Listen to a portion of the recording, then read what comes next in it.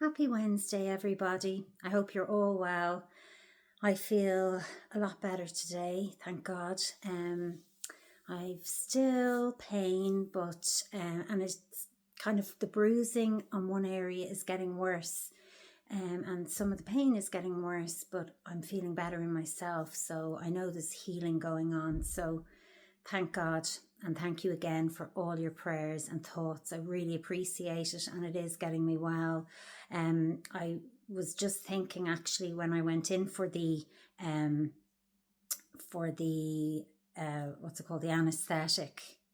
I mean that is the most nerve-wracking thing for me, and the fear of not being put to sleep properly and all of this, and the pain and not waking up, and the team that I was given, I am not exaggerating, were the best team that has ever existed on planet Earth. I was not one bit nervous. And that is prayer. I was talking to somebody today and she said, my angel group that I'm with for many, many years, they're just the most beautiful, beautiful women. They're just amazing. And Mary runs the group. She is just such a beautiful angel herself. She's an earth angel, and Deirdre's gorgeous, beautiful angel herself, an earth angel as well. And she rang me today and she said they were all thinking about me and praying, and they keep a candle lighting. And I know that I believe in that. I 100% believe all of that. So thank you everybody for your prayers, your candles, and your words and your emails and your texts. And I haven't got back to everybody yet. And it's not that I'm ignoring you. I might seem great now sitting here and everything. I've put a bit of makeup on and my friend washed my hair, so I'm delighted. But I walked my dog a little bit today, and I did that yesterday, and I was zonked. I was in bed like at 7 o'clock or something. So just to let you all know that, I'm not jumping around the place all the time, but when I do get a bit of energy, I try and do this or walk my dog or, make myself something to eat or whatever. So I don't always get to answer back. I am answering back slowly but surely the messages, but you're all in my heart, and I thank you.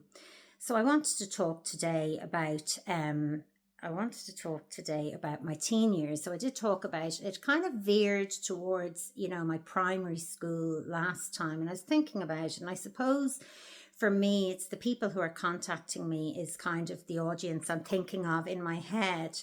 So a lot of my friends from primary school are my friends on Facebook, and they are really caring people, and they do contact me. And over the years, when I put something out on Facebook, when I'm in need or whatever, they do contact me and they do worry about me. And it's amazing. Like, my school was my family, my primary school and secondary school up to the age of 16.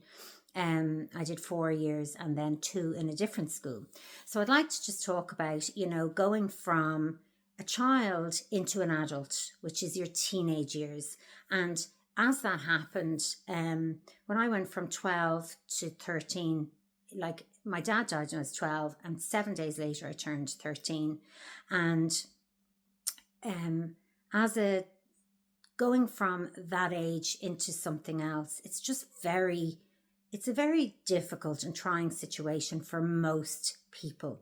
But I think for someone like myself, who is very sensitive, and I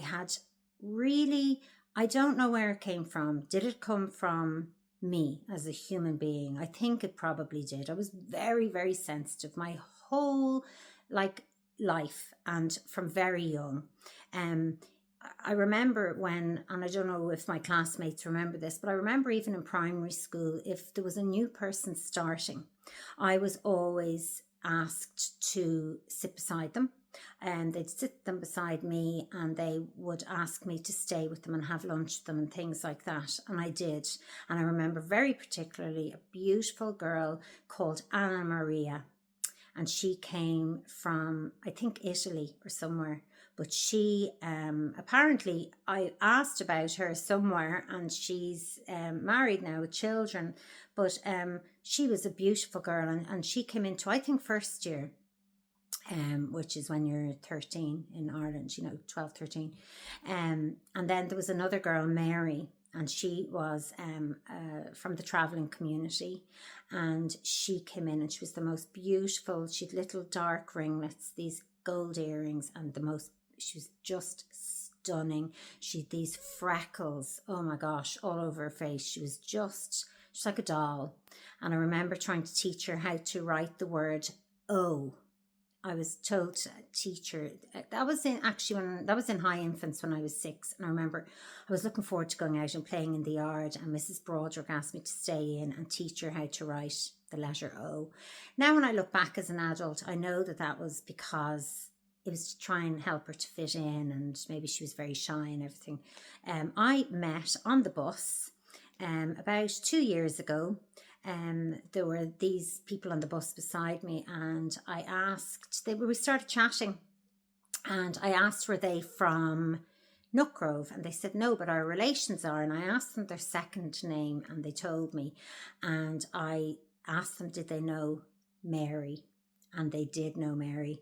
And Mary is now living in Birmingham, married, settled. She lives in a house, like as in, but she, her wedding, they showed me wedding photos of her daughter, not of her, like she married, had a few children, and her daughters got married, and they showed me the wedding. Oh my gosh, unreal. The dresses, and just so extravagant. But I just asked them to say that, in case she'd remember me, just to say Niamh said hi. She was gorgeous. And then another lovely girl when I was in second class called Siobhan, and she came from Ballantyre, and I think she was in foster care. And she came, and I was put beside her, and God bless her, like she was a nervous wreck. And it was awful. Anyway, she disappeared as well. I remember always wondering, the three of them kind of disappeared, and I wondered where they were, as young as that. And things become clearer as we get older. So I was always really, really sensitive. So going from a child to an adult, and that shift was very difficult for me. Now, I don't know if it was also the death of my father. I never said last time that when I was in 5th class, I was 11, I started having migraines. My mum used to call them bilious attacks or something, but they were migraines. I'd go blind and I'd vomit, and it was a 24-hour thing. I was on prescription medication for them at 11, because I know today it was because I was so stressed about my father dying. And in those, you just didn't talk about things. You just didn't say, you just didn't talk about your problems to your parents or to your siblings or to your friends. At least I didn't, You just kind of, I kept everything in.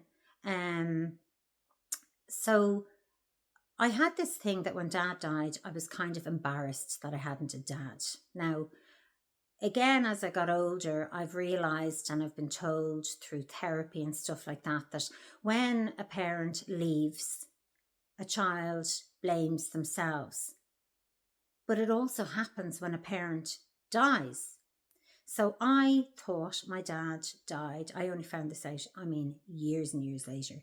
I thought my dad died because I wasn't a good girl. And if I was a good girl, he wouldn't have had to go, right? And then mixed in with that, I also thought he was still alive and living with another family, and used to think I'd see him in the car and all this kind of thing. So that kind of, all those thoughts were very much inside of me, and I would never have said that to anybody, including very close friends. And I did have very close friends in school, and I had my cousin next door. I was very close to her.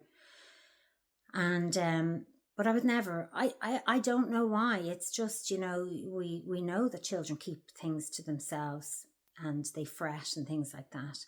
So and then my friends I started meeting, I was very lucky then, I thought, I was very lucky to meet girls from my neighborhood, because all my friends were from my school. Now, if you could see today how near they lived, you'd say, oh my God, they were literally around the corner. I thought they were so far away from me. But they all lived in the same neighborhood, all the people from my school. They literally all lived on the same road and everything else, and everyone played together and everyone's brothers and sisters. And I really wanted that. But I lived kind of a little bit away, but not far at all when you look today. So I kind of always wanted my friends for myself in my area. My family always had friends. It was I lived in an older area.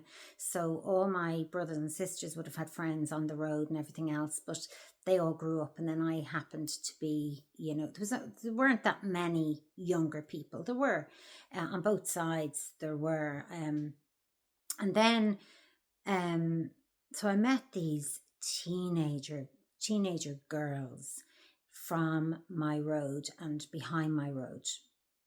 And I was absolutely delighted.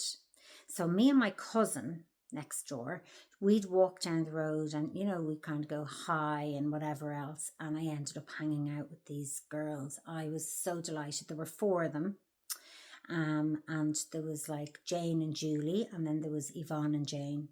And it was like there was 4 of them, but then there were 2 separate. So there was Julie and Jane, and they lived opposite each other. And then there was Jane and Yvonne, they lived 2 doors up from each other. And they were kind of, one was here and one was here. And then I was in the middle. And they were just lovely girls. They were absolutely lovely. And they were exactly what I needed and what I was looking for. So for my 14th birthday, I must have met them just before my 14th birthday. So they came to my 14th birthday. I didn't have a 13th birthday. I don't even think I had a 12th, but I could be corrected on that. I'm not sure, but I know and it was very simple. It was like they literally came, we sat at the table, and it was very simple anyway. So these were my new friends, and I was so happy to have these friends. So we my very first cassette was Now 8, and it was all like Pet Shop Boys and anyway, Now 8 was amazing. So my friend, one of them had a ghetto blaster, and we'd put the tape in, and then there were guys in the area and all this. So, my friends were more used to boys than I was. I was very shy when it came to boys, obsessed with them, but very shy. And so they kind of had brothers, and then the brothers' friends and all that. Whereas my brother and myself, he had lovely friends, and I'd say hello to them, but I didn't hang around with my brother, which I wanted to. I would have loved to have hung around with my brother so much. But my brother was more into running, and he was into, cycling and stuff like that. And his friends lived a good bit away. And so I just absolutely was. Now, one of the girls had a very strict mum, and she would have been the youngest in her family actually as well. Then there was another girl, and her mum was kind of cool and young, and she didn't have to be in at a certain time. Then there was another girl, didn't have to be in at a certain time, and then there was another one kind of was medium, not strict but not strict. So, and then my mum was very strict, and I don't know if my mum she was very old-fashioned, number one, but number two, I think it was because of my dad dying. She was very kind of protective of me, and so I had to be in at a certain time and all that. But it started me off going to discos, and I was allowed to go to my first disco, which was Wesley. Well, actually, my first disco was without telling my mum, and it was down in Dundrum Village. And I always remember there was a guy, he was so good looking, and he had blonde hair, blue eyes, really good looking. And my friend ended up with the brother, and he asked me to dance, and I said I'm afraid. And then he tried to kiss me, and I was, so shocked. And I said, I've never kissed anyone and I'm afraid. And he was trying to say, just close your eyes and all. I was saying, no, I'm afraid. I was absolutely petrified. So I remember then, anyway, we went to Wesley after that, and guys would ask you to dance and you dance with them. And again, I was just so afraid of, I was just so terrified of kissing a boy. I was so shy.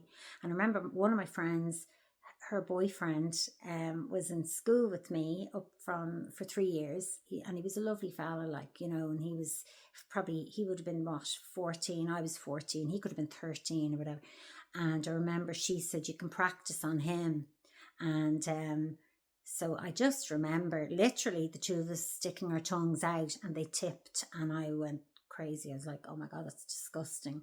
So there were all these boys, offering to kiss me, and I was just afraid. And it was hot. It was, do you know what? It was horrific, because it was this thing that the fear was unbelievable, and I just couldn't get past the fear. And then my friends were so confident and so didn't think it was a big deal at all. And some of them had had their first kiss at 11. I was like, oh my God. And this made me think there was really so much wrong with me, just to go back a little bit, I was obsessed with a guy called Keith from the age of 10. Absolutely obsessed. My older cousin next door used to hang around with him and a few guys, and I'd look out the window and that song Hello by Lionel Richie would be on, and I'd look out and it would be, that song was for me and him, and I was absolutely mad about him. I mean, mad about him for years. And so when I was 14, I was with these girls now.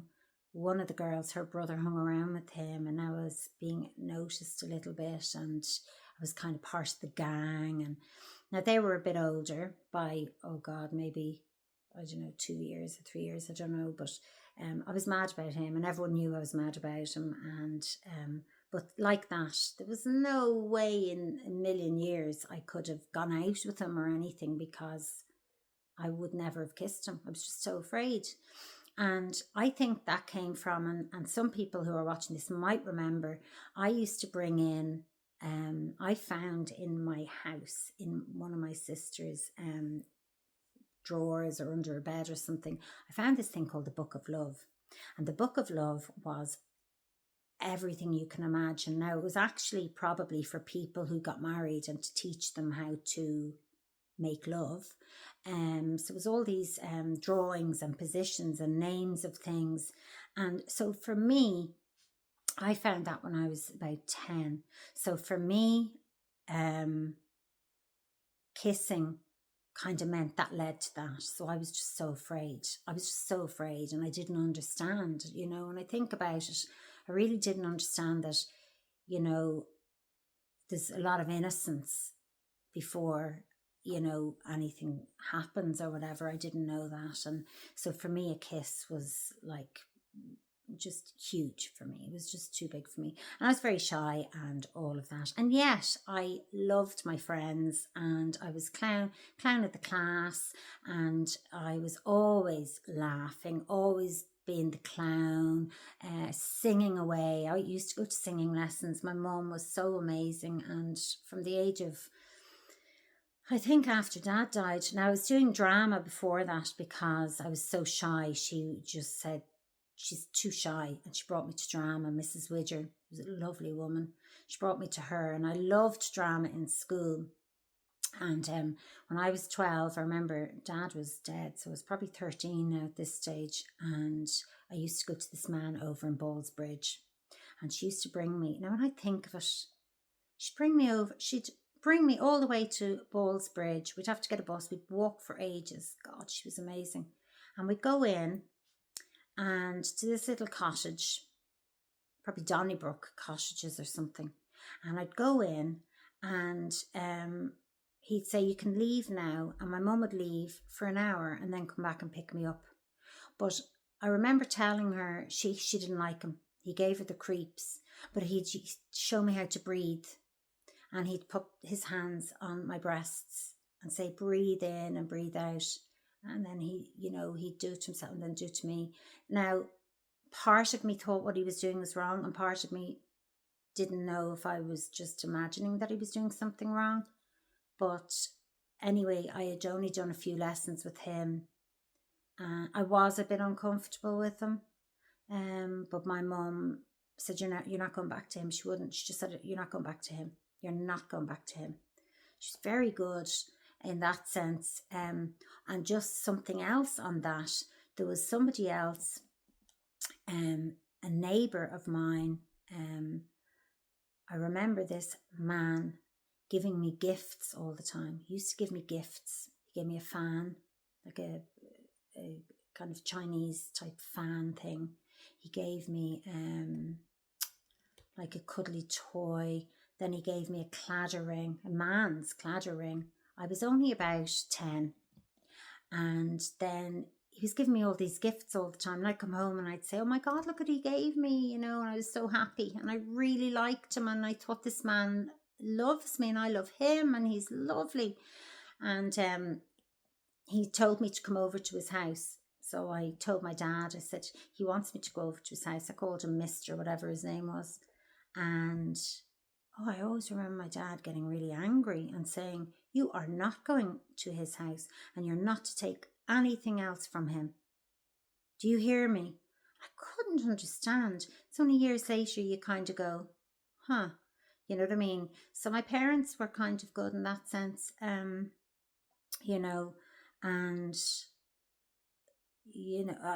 obviously if anyone's out there and their parents didn't notice something, it doesn't mean that your parents weren't good. It just means they didn't have they weren't aware of certain things that go on. But my mum, I think he gave her the creeps, that singing. He was an opera singer.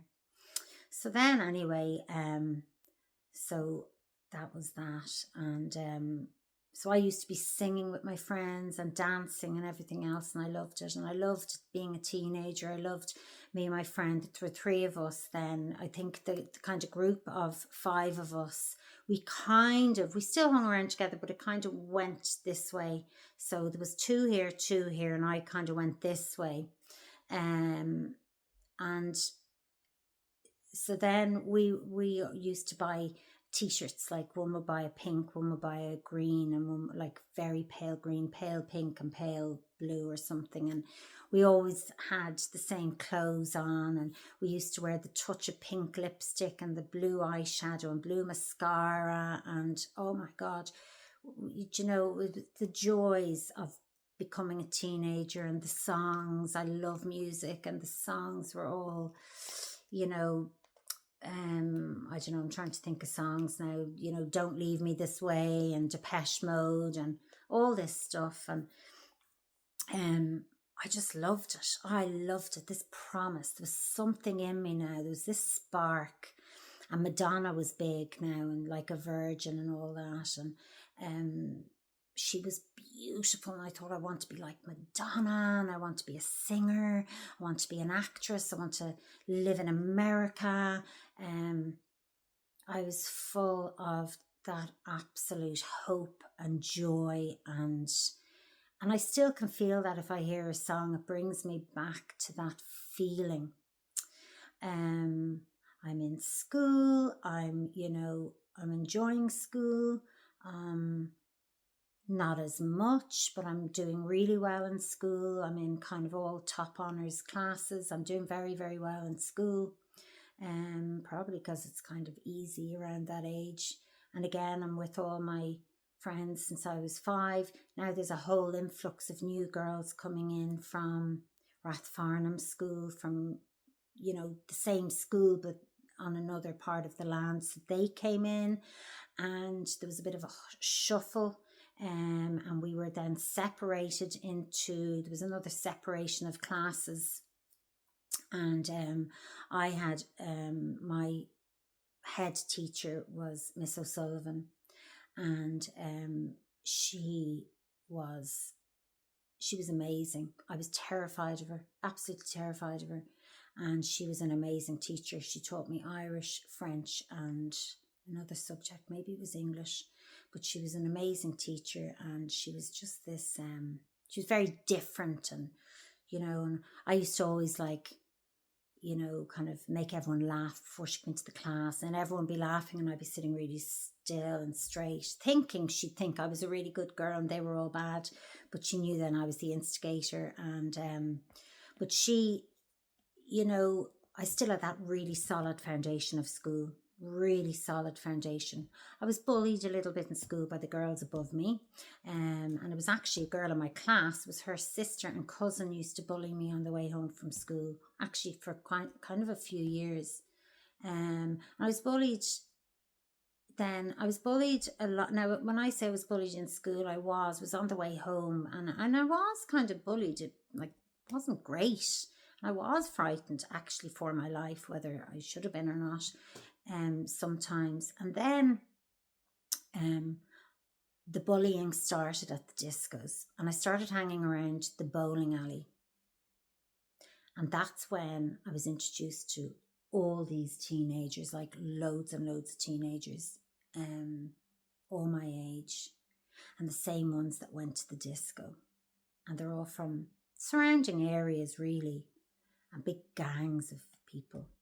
And one of my friends, because remember now there's 3 of us left in our little group, and then one of them, she went off because she had been kind of stuck with this other girl her whole life because the mothers were friends.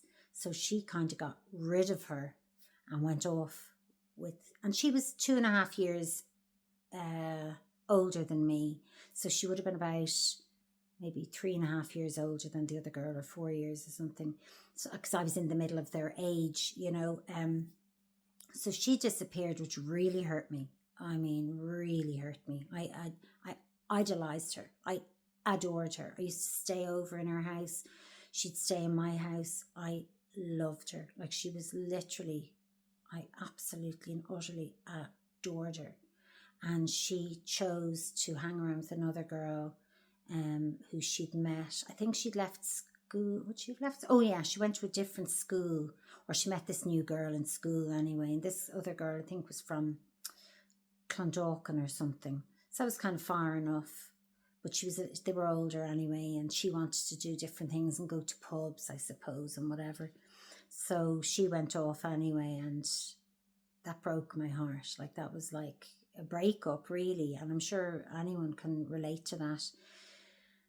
We never fell out, but she just disappeared. So then, so discos and, bullying. So say I get to around, we'll say 15. And 15 is when I went to, actually, she was probably still hanging around with us a little bit now. So the 3 of us went to France on a French exchange for 3 weeks. And the French girls came to us for 3 weeks at Easter, and we went to them for 3 weeks in the August. And it was amazing, absolutely amazing.